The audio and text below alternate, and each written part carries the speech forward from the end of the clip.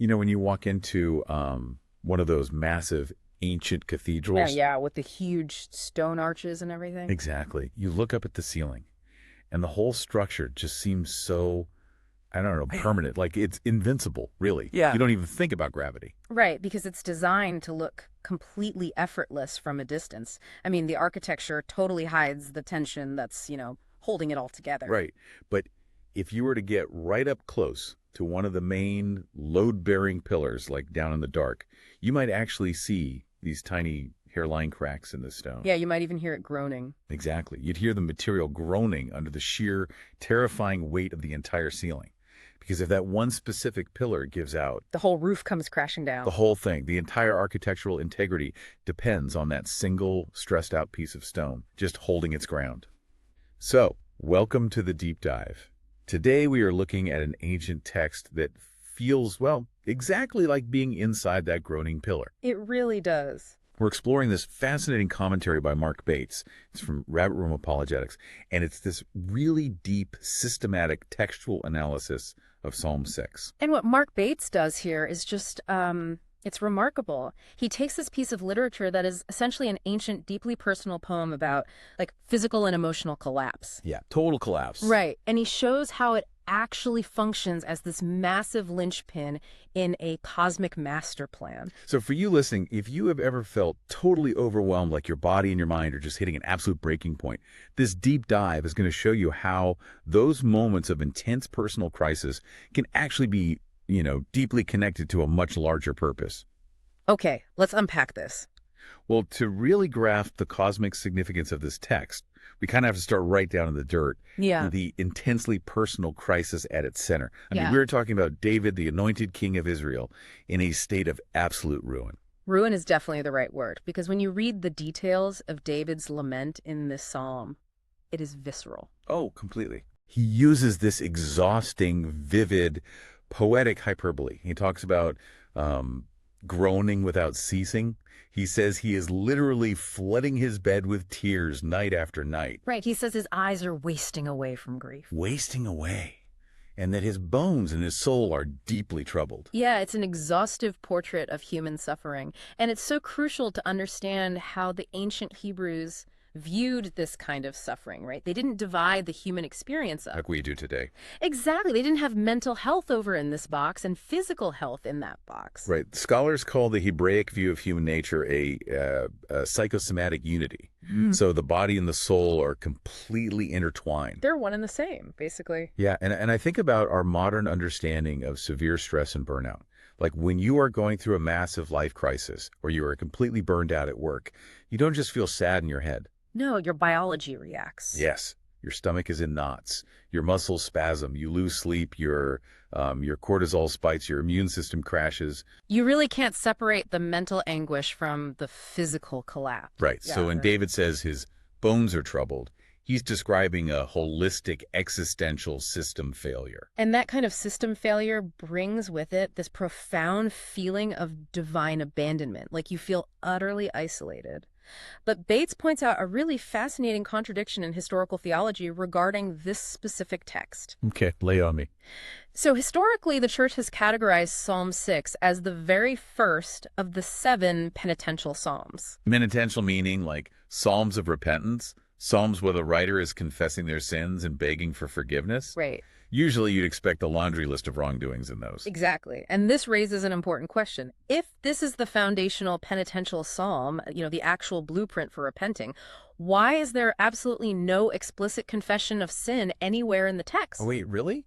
None at all? None. David never says, I sinned or forgive my specific wrongdoing. It's not in there. That is wild. I mean, I would assume if you were flooding your bed with tears and you're the king, you probably have a lot to confess. Oh, for sure. But you're saying the text is entirely focused on something else. Yeah, the focus shifts entirely to this Hebrew concept called hust. It's a heavy word. It translates roughly to God's covenant loyalty, his steadfast love, or his unmerited mercy. Okay. But we really shouldn't think of hust as just a warm, fuzzy feeling. Right, because in the ancient Near East, a covenant is essentially a binding legal treaty, right? Yes. Two parties make an agreement, And there are strict obligations. Yes. So Hust is the loyalty to that specific treaty. David is basically making a legal claim based on God's character, not his own moral perfection. That is the crucial distinction right there. David isn't explicitly repenting of a specific sin because he's not, trying to balance the cosmic scales with a perfect apology. He's past that point. Way past it. He is throwing his entire broken, exhausted self onto God's legal, binding loyalty. He's saying, I have nothing to offer. I am completely spent, but you promised to be faithful. Wow. And that specific posture, total reliance on unmerited mercy rather than human strength, that pushes us from David's personal suffering into the broader theological framework that gives this suffering its ultimate meaning. And this is where Bates introduces that concept developed by theologian Walter C. Kaiser Jr., right? The Promise Plan Framework. Let's dig into that, because it totally reframes how we look at biblical history. It really does. So the Promise Plan Framework posits that God's redemptive program for the entire world doesn't just float in the clouds as some abstract spiritual idea. It's not just a vibe. Exactly. It's not a vibe. It advances progressively, historically, through specific human agents. It is grounded in real space and real time. And these human agents inevitably experience severe trials, divine discipline, and, personal collapse. Yes, which brings us to the core focus of our dive today. Yeah. The immense, almost terrifying significance of Davidic kingship within this Promise Plan framework. Right, because in the ancient Hebraic cognitive environment, the king isn't just a politician. He's not just a head of state. Not at all. So David's physical survival isn't just about a guy trying to keep his crown, or even just save his own skin. No, the Davidic kingship is the literal historical vessel for God's promise. The load-bearing pillar. Exactly, the pillar. Going back to Abraham, God promised to bless all nations through a specific lineage. And by the time we get to David, God makes a covenant with him that his throne will be established forever. Right. So David's life is inextricably bound to the unfolding of God's redemptive purpose for Israel and ultimately for all of humanity. If David falls, if he dies from this mysterious illness or he gets destroyed by his enemies, the genetic and historical lineage that is supposed to bring about the ultimate salvation of the world fractures.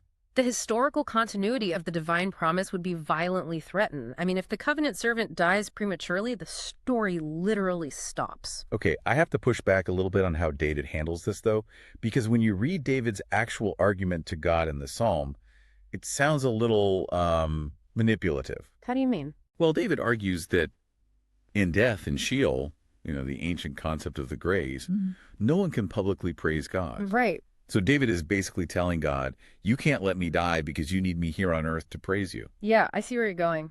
To a modern ear, that sounds incredibly presumptuous. It's almost like saying, save me, or you lose your best hype man. It absolutely sounds arrogant if we apply a modern individualistic lens to it. We tend to view prayer as a private conversation about our personal well-being. Sure, like, God, help me get this job or help me feel better. Exactly. But within the Promise Plan framework, this Hebraic lament is not arrogance, it's not manipulation, and it certainly isn't a loss of faith or stoic resignation to fate. It is a highly specific covenantal speech act. A covenantal speech act. So he's invoking the terms of the treaty. He is. Remember, the continuous historical witness to God's faithfulness requires a living witness. By saying, preserve my life so I can praise you, David is recognizing that God's own reputation is on the line. God promised to bless the nations through David's line. Yeah. If David dies in disgrace, the nations will look at Israel and say, your God couldn't even keep his own king alive. His promises mean absolutely nothing. Oh, wow. That completely flips the perspective. It's less, I'm too important to die, and way more, your promise is too important to let me die. Exactly. He is reminding God of the stakes of the promise plan. He is admitting he has zero human self-sufficiency left. I mean, his bones are troubled. He's a mess. No mess. The only reason for him to survive is because the covenant relies on God's he's to keep the story going. And that profound trust, that throwing himself entirely on the covenant, that actually explains one of the most jarring moments in the entire text. Understanding why David must survive gives context to the sudden dramatic shift that occurs right in the middle of the psalm. Oh, the tonal whiplash. Yeah. Here's where it gets really interesting. Yeah, it's wild. Because up until verse 7, it is all tears, wasting away, and just deep, deep despair. You can almost map it out like a person having a full-blown panic attack. That's a great way to put it. Right. Verses 1 through 5. It's that desperate, frantic, upward plea, just crying out into the void for help. Then in verses 6 and 7, the panic spirals inward. He hyper-fixates on his own physical symptoms. Exactly. The exhaustion, the grief, the literal aching in his bones. It's this dark, closed loop of suffering. But then in verse 8, the cycle breaks. The focus snaps from that inward agonizing spiral outward to his external enemies. And it happens instantly. There's no transitional event mentioned in the text at all. No army arrives to save him. No miraculous medicine is applied. No prophet walks into the room with a message from God. But in his spirit, David experiences this immediate, instantaneous inner assurance that his prayer has been accepted. It's immediate. He shifts from profound, tear-soaked despair to absolute triumphant confidence. It's a staggering psychological and spiritual pivot. I mean, he issues an authoritative dismissal of his foes. He declares, "Sooner me many," which translates to, "Depart from me, all you workers of iniquity." Just like that. Just like that. Armed with this sudden divine assurance, the broken, weeping king suddenly speaks with total sovereign authority. He knows the promised plan remains intact, and therefore he is basically untouchable. And Bates points out the poetry used here, it's brilliant. The psalm concludes with this really subtle Hebrew wordplay right at the end of the text to emphasize the vindication. Oh, the wordplay is fantastic. The Hebrew words are yeshuvu and yevoshu. Yeshuvu and Yevoshu. Right. Yeshuvu meaning they will turn back, and yevoshu meaning they will be put to shame. They sound incredibly similar, creating this rhythmic, auditory emphasis. It's almost like a chant. Yeah. It highlights the sudden, shocking disgrace that falls upon anyone who tries to oppose Yahweh's covenant order. The enemies thought they were just destroying a sick, weeping man. Right. They didn't realize they were trying to tear down the load-bearing pillar of the cosmos. Yeshuvu and Yevoshu. Turn back and be put to shame. It's so final. The enemies are scattered. David has his historical vindication. He survives, and the lineage continues. Yes. But what makes Bates's commentary so rich is that it doesn't stop in the ancient Near East. That localized survival is carrying so much more weight when you pull back and look at how this temporal event points forward to the ultimate climax of the entire promise plan. Exactly. If we connect this to the bigger picture, we have to look at how the New Testament writers appropriate Psalm 6. They didn't just read it as an isolated historical victory for David. No, they viewed it organically. They saw David's historical suffering and his sudden vindication as a typological precursor. Meaning it's a pattern, a historical shadow that takes on its full three-dimensional reality later on. Exactly. A pattern that is ultimately embodied and fulfilled by Jesus Messiah. Bates outlines 3 specific New Testament connections that show Jesus stepping perfectly into the role of the righteous Davidic sufferer. Okay, what's the first one? First, look at the Gospel of John, chapter 12. Jesus is facing the agony of the impending crucifixion, right? The ultimate historical crisis. And he says, "Now my soul is troubled." Oh, wow.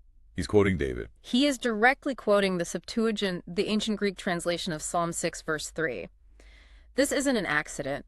Jesus is deliberately identifying himself as the ultimate Davidic king, entering into profound psychosomatic soul anguish on behalf of his people. That is him. He is taking the exact historical footprint of David's suffering and elevating it to a cosmic level. That adds so much weight to the crucifixion narrative. He isn't just this stoic martyr kind of floating above it all. He is feeling the full crushing weight of the promised plan in his actual body and soul, just like David did. Precisely. And Bates connects us to the book of Hebrews too, right? Yeah, in Hebrews chapter 5, the author depicts Jesus during his earthly ministry offering up prayers and supplications with loud cries and tears. Just like David flooding his bed. It perfectly echoes David. But Hebrews makes a crucial point. It says Jesus was heard because of his reverent submission, becoming the source of eternal salvation. So the weeping isn't a sign of weakness or a failure of faith. Far from it. The weeping is the proper posture of the righteous sufferer trusting the promised plan. It is the ultimate expression of relying entirely on God's Hesed rather than relying on military might or human strength. That completely reframes how we think about lamenting and crying out to God. Like we often feel like we need to be strong and put together. But the biblical pattern shows that absolute tear-soaked exhaustion is often the preamble to salvation. Yes, it's a feature, not a bug. But my absolute favorite connection Bates makes is from the Sermon on the Mount in Matthew 7. Because Jesus doesn't just echo David's tears and his physical suffering, he also echoes that triumphant, instantaneous, tonal whiplash. Matthew 7.23 is a staggering moment when you view it through the lens of Psalm 6. Right. Jesus takes David's authoritative defensive command from verse 8, "Depart from me, you workers of lawlessness," and he completely elevates it. Yeah, because David said those words to his earthly historical enemies from his sickbed. Exactly. But Jesus steps into the divine role as the eschatological judge, the final judge at the end of human history, and uses those exact same words to banish cosmic evil forever. That is incredible. David uses it to clear his bedroom of political rivals.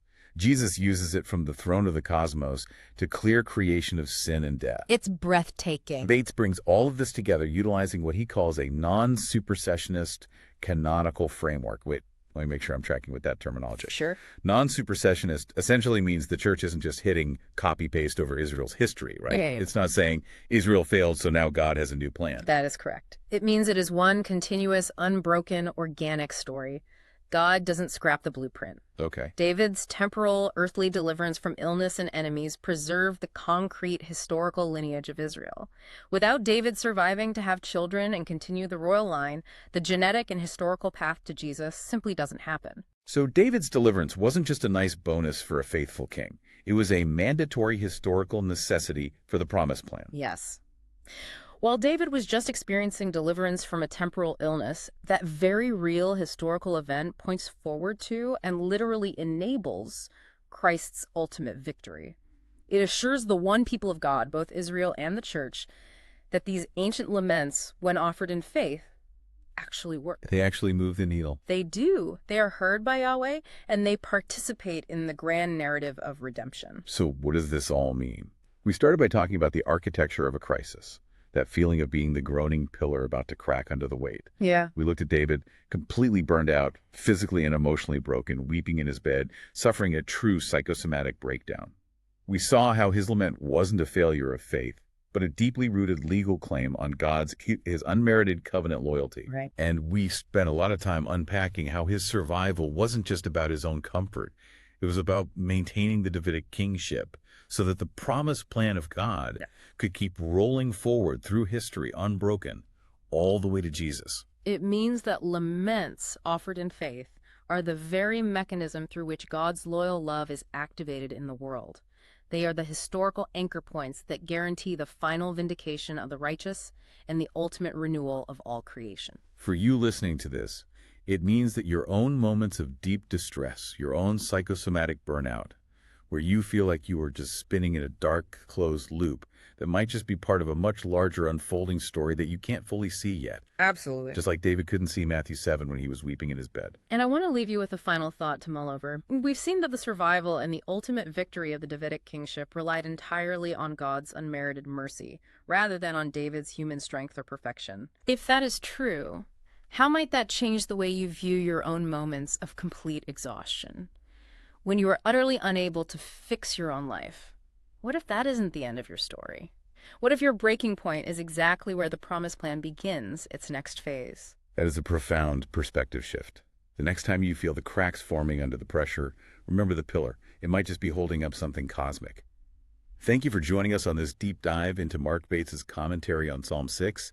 Keep questioning, keep exploring, and we will catch you next time.